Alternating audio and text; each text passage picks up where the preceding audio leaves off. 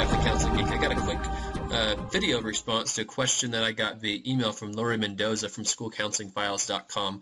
She was asking about how to share a Google Drive form, and it is an interesting conundrum.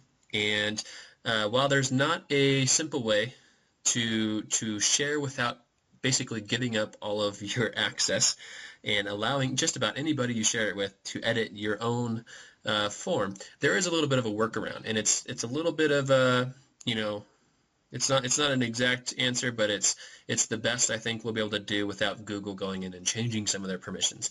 So here I created a test form from my Google Drive, and the form is where you can get survey answers and that kind of thing that compile things into a separate spreadsheet. I'm not going to touch on that right now, but basically what was happening is Lori wanted to share a form that she had created with some of her readers or coworkers or whoever else that she's looking at sharing this with, but she didn't want them to take it and basically allow them to tweak their own questions, add questions, take questions out, and have it affect her original survey form.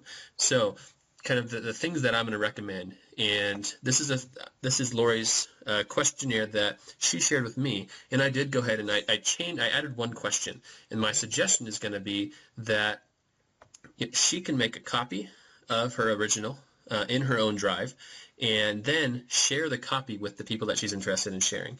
And while it could get screwed up here and there, if you make 2 or 3 copies and just have backups, if someone comes in and really messes up the form, or you realize that it's not what you wanted it to be. But you can see I added one question in the beginning that has some instructions, and I found this image. I just did a quick image search of how to make a copy on Google Drive, and this image came up, and it's pretty handy, and just a big kind of bold kind of instruction question in the beginning.